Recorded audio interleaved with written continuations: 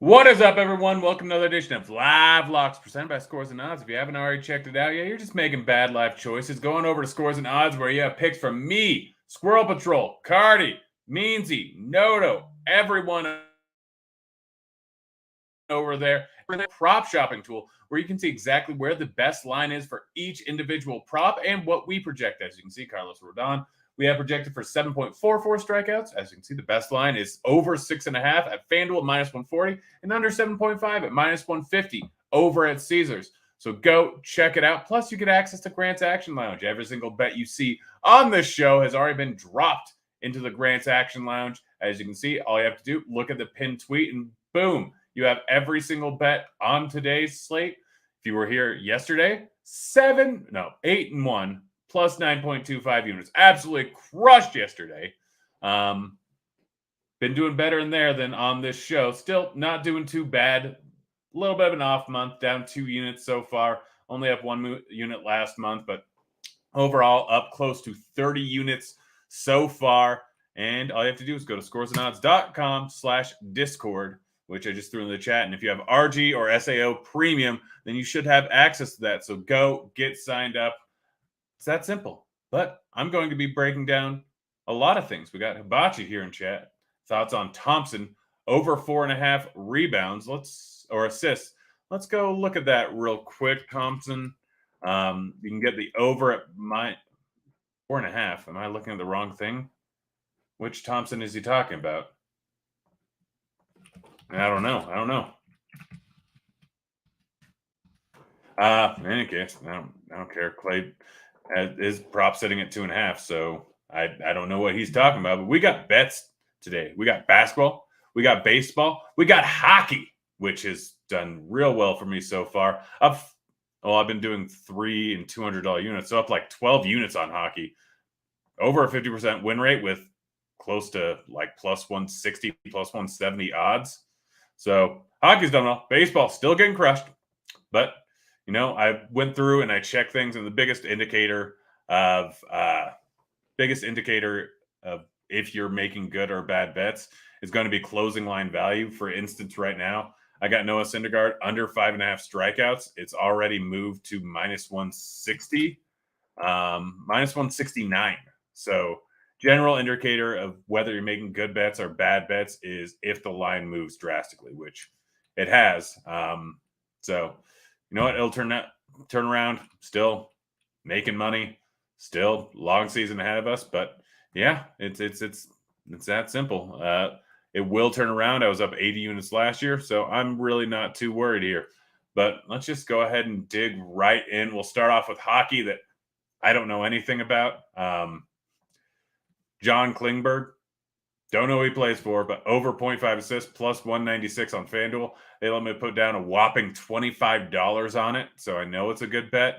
Nazem Kadiri, over 3.5 shots on goal. Plus 135 over at DK. Solid odds. All I'm doing really is checking offshore and looking for the drastic disparities. And then John Klingberg for 0.5 assists. Apparently, I bet it on 2 sites because FanDuel would only let me get $25 down. So I bet it again on DK. They let me get $213 down. The better line, I think, is still over on FanDuel, but they're not letting me do anything there because they hate me for some reason. No, I know why, but that's beside the point. But yeah, there's my my hockey bets. They keep going well. I'm going to keep betting them. Let's move on to baseball here. First one, Thor under 5.5 strikeouts, minus 130 at DK. The line has moved too much. If you were in Grant's Action Lounge, you got it at minus 130. Bets moved to minus 160. I would not bet it at that point. Nestor Cortez under 6.5 strikeouts. Let's see. You can get that at Cortez. I'm checking what the line is. Why is it 9.5? What am I missing? I don't know what I'm missing. But Cortez, is it really at 9.5 right now? All I'm seeing is DraftKings under 9.5. I'm checking to see if there's just something wrong. Oh, the game already started. That's why. All right, so Does not matter. Game already started. Let's see how he's doing. Forgot. I'm literally just copying and pasting these over from what I put in Grant's Action Lounge every single day. So let's see how he's doing so far. Doesn't look like that bet's looking real good. Cortez already hit the over, so that's already a loss. Probably shouldn't have bet that, but oh well. Let's see. Andy Ibanez under 0.5 hits. You can get a plus 130 over on Caesars. Yeah. Let's check it out. Ibanez. Let's enhance that a little bit so that you guys can actually see. Wait, that already happened. That game's going on too. All right, sorry. Forgot. And time schedules are all thrown off. Back to baseball again. Favorite bets of the day are all stolen base bets. I have Brandon Lau. I have Randy Rosarina. I have Kevin Kiermaier. I have Brett Phillips. I have Wander Franco. All to get a stolen base. So Noah Syndergaard is the worst pitcher in all of baseball at giving up stolen bases. Going back to 2018, he missed an entire season. He's still leading the league. He has 7 so far this year. Leading the AL, I believe, leading the NL. He's just bad at giving up stolen bases. I'm betting him every single day. Pretty much every player that has a chance at a stolen base.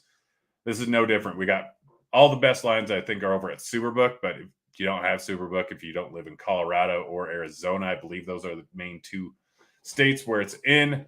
But Brandon Lau plus 700 at DK, Randy Rosarina plus 390 over at DK, Kevin Kiermaier plus 1,000 at DK, Brett Phillips plus 425 over at DK, Wander Franco plus 1,100.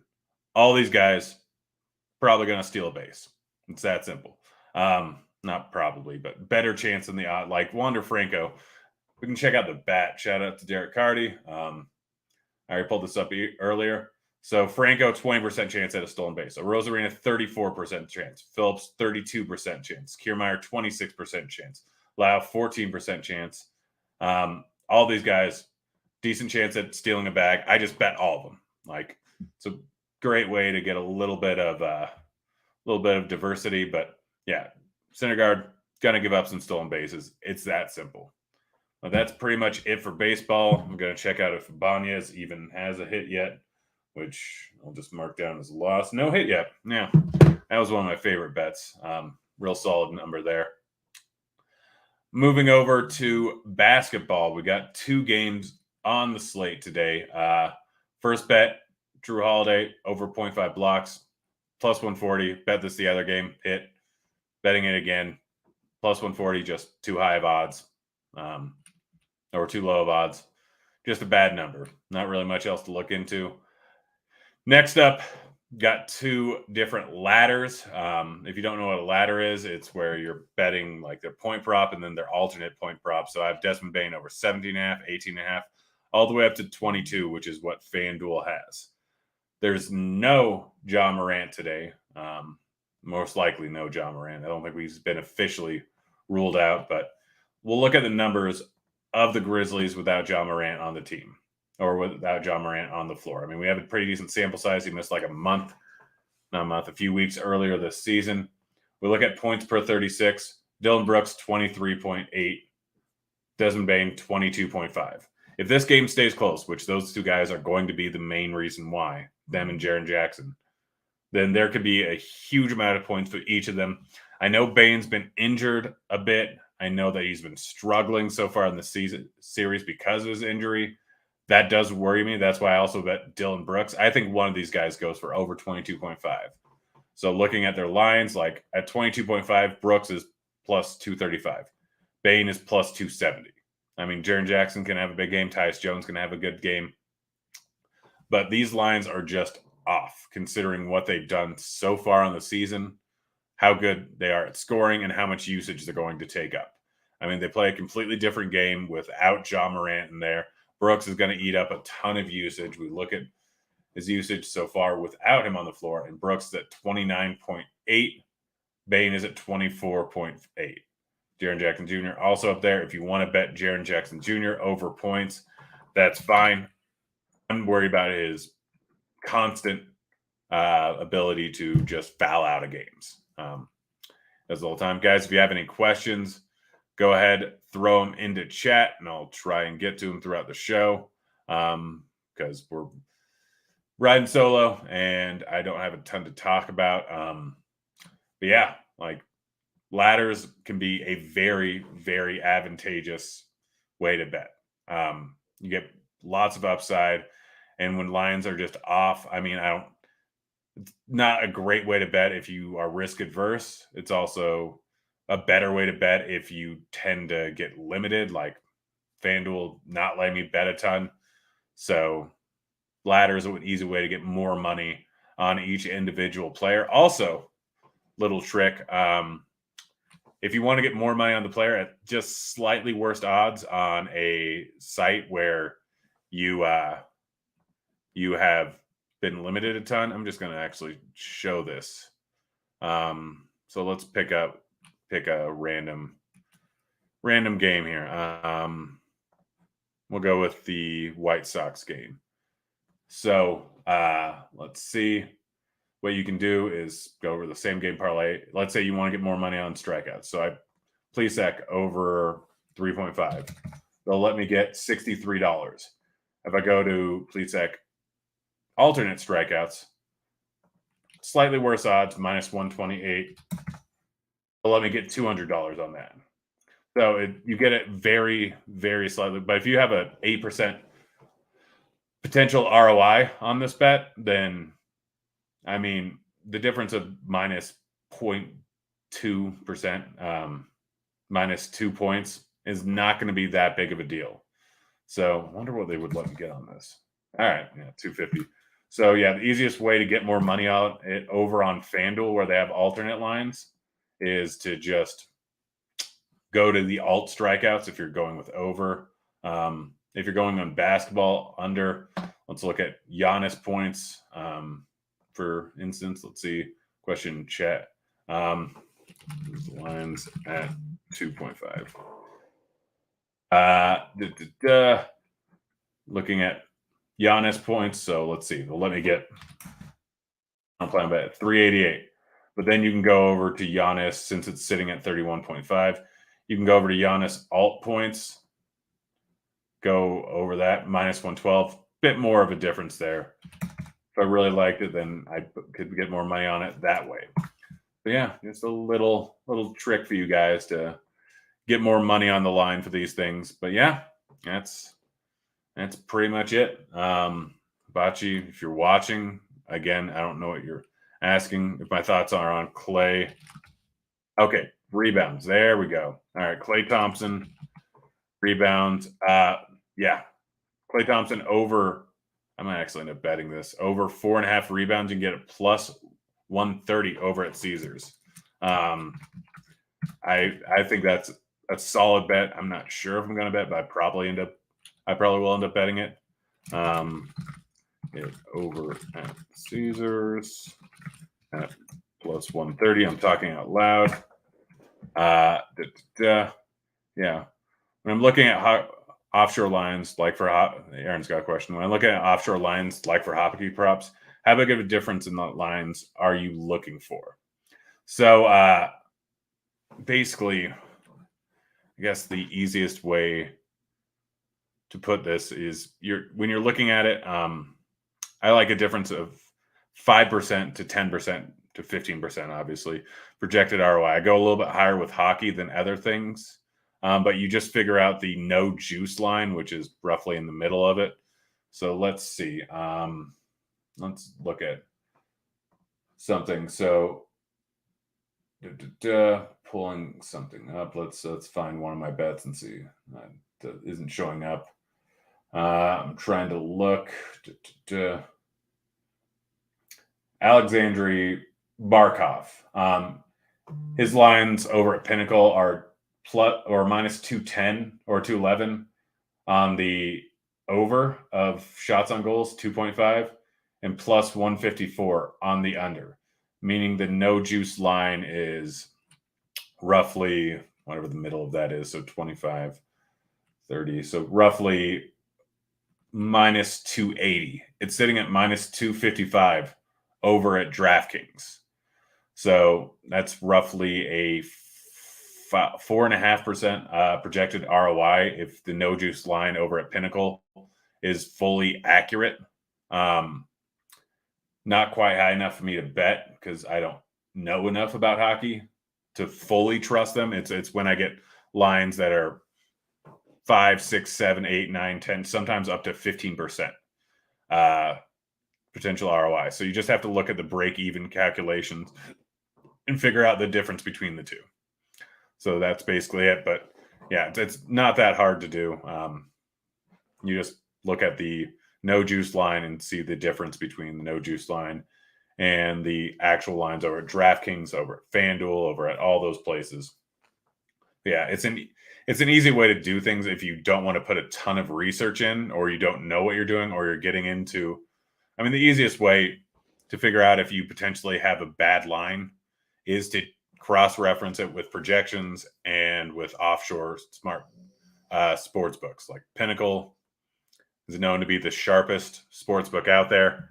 So when their lines, like let's say, I don't know, let me look at some lines here over at Pinnacle. Robert Williams over 7.5 points. Over at Bet Rivers, MGM, minus 120. Over at Pinnacle, minus 140. So if you're doing your research, you think you have a good line here, you think you should hit the over on Robert Williams over 7.5. Cross-reference it with Pinnacle. Even if it doesn't project for positive ROI, then it still kind of tells you like, all right, they have a drastically worse line on the over. The over is probably the better bet.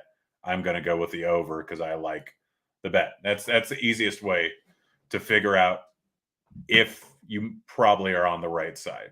If you were thinking about the Robert Williams under where they have it plus 106 and you're finding it minus 110 over at MGM, then chances are you're probably on the wrong side. You're missing something. You haven't looked into something. Most likely the sharper bettors are going to be on lines over there. And the reason for that is there's two different types of sports books out there. There are retail sports books, which just bet their or get their lines from other sports books. I mean, Barstool, Bet Rivers, Twin Spires, all retail sports books. They all buy their lines off of someone else. I know this because they all have the exact same line. So unless they're fully just following each other, they're not going to move much based on how much action is coming in. Unless a ton is coming in and they see other sports books and arbitrage situations, that's when they're generally going to move their lines. But generally, they get their lines from some other market-making sports book. DraftKings, FanDuel, they move their lines. Like I know that if I bet a line that's not very sharp, and they're going to, as soon as I put in a bet, a lot of times they'll move the line 2 to 3 points. Not going to do it as much with spreads and money lines because those lines are generally similar enough where they might move them just based on how much volatility and how much risk they want on anyone. And there are market making books. Like, again, that's what I'm saying. FanDuel and DraftKings, they'll move the lines based on bets coming in. They're the market makers. So someone who's smart, like they weigh different bettors differently. If you are awful and constantly lose and you put $5,000 on Giannis over 31.5 points, they might move the line slightly to mitigate the risk. But more than likely, they're not going to move it much because you're dumb. You lose money. You're a bad bettor. If you're a good bettor, they'll weigh it heavier. So if you put $200 down, because that's all that you get on a bet, they might move it up to 2 points or so. And they weigh different bettors differently. But the reason why market making sports books are not that big in the U.S. for a lot of markets is because the U.S. charges a tax based on the total amount of revenue or total amount of bets you take. I want to say like 0.5%. It's something high, which does not seem very high. But when their ROI is 4.5%, that's if they get exactly the same amount of money. So minus 110 juice on both sides. If you have $11,000 on both sides, that's $22,000. You're guaranteed a $1,000 profit, which is roughly 4.5%.